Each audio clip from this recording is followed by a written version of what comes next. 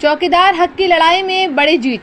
राष्ट्रीय अध्यक्ष श्री अन्नू त्रिपाठी को मिला अपार जन समर्थन। वॉइस ऑफ चौकीदार सेवा समिति के राष्ट्रीय अध्यक्ष श्री अन्नू त्रिपाठी द्वारा ग्राम चौकीदारों के अधिकारों, उचित मानदेय और सम्मानजनक सुविधाओं के लिए लंबे समय से चलाया जा रहा संघर्ष रंग लाया है। उनके निरंतर प्रयासों और मजबूत नेतृत्व के बल पर चौकीदार समाज को हक की इस लड़ाई में बड़ी सफलता हासिल हुई। इस ऐतिहासिक कामयाबी पर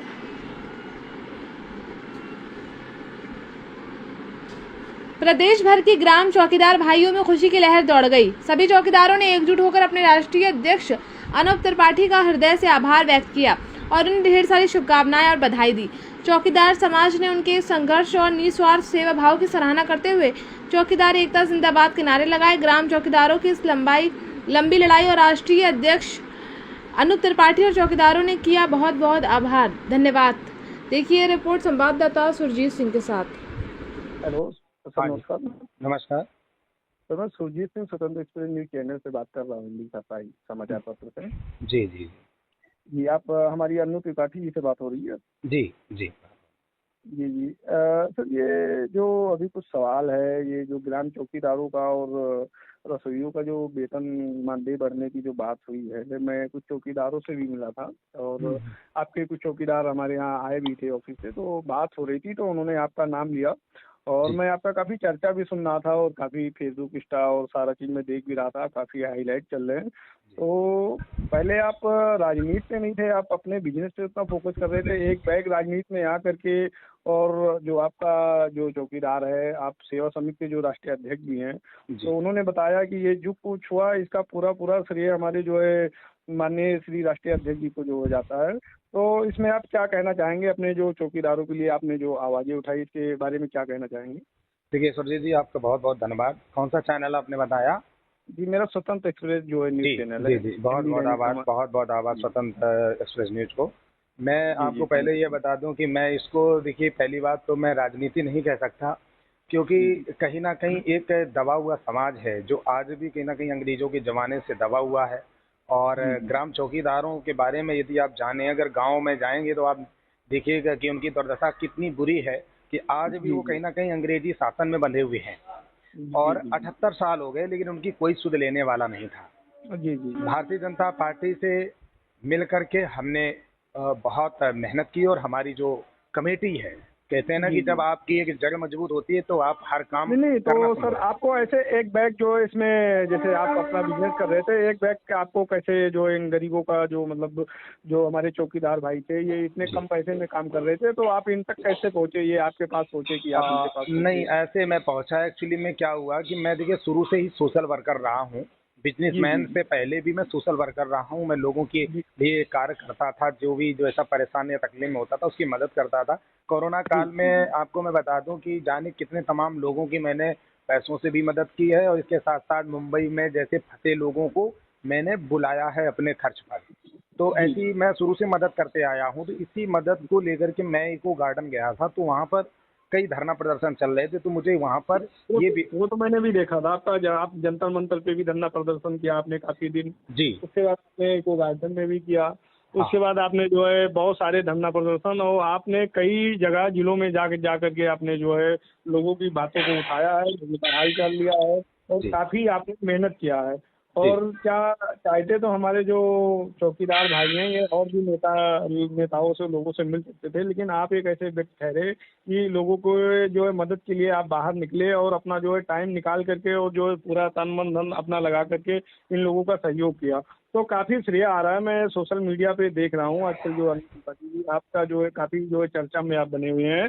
तो आप क्या शुभकामनाएं देना चाहेंगे अपने चौकीदार भाइयों के लिए और आगे के बारे में क्या सोच रखा है आप? मैं उनको देखिए दिल की गहराइयों से शुभकामनाएं भी देता हूं और आगे भी उन्हें बराबर हम सम्मानित कराते रहेंगे। और मैं विशेषकर धन्यवाद देता हूं भारतीय जनता पार्टी सरकार को, जिन्होंने हमारी कहीं ना कहीं उन्होंने बातों को समझा। और कई भाजपा के नेता मंत्रियों से मैं मिला हूं, कई प्रदेश अध्यक्ष से मिल करके मैंने उनको पत्र सौंपे थे। और काफी, और इसके अलावा भी मैं सुरजीत जी बता दूं कि मैंने अभी हाल में ही संपूर्ण उत्तर प्रदेश की मैंने यात्रा निकाली थी चौकीदारों के सम्मान के लिए।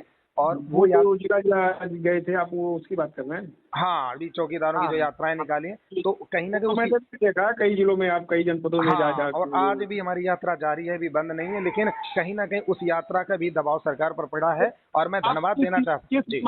किस मांगों को लेकर के? अब आपकी तो मांगे पूरी हो गई है, किस मांगों को लेकर हाँ, आपको ये यात्रा? अभी हमारी जो एक मांग जो मुख्य थी, वो मांग हमारी माननीय मुख्यमंत्री जी ने पूरी की है। जो आज 2500 रुपए में गुजारा चौकीदार करता था, आज उनको कहीं ना कहीं एक सम्मानित वेतन बहुत जल्द ही उनके खाते में पहुंचेगा, ये मुख्यमंत्री जी ने वचन दिया है।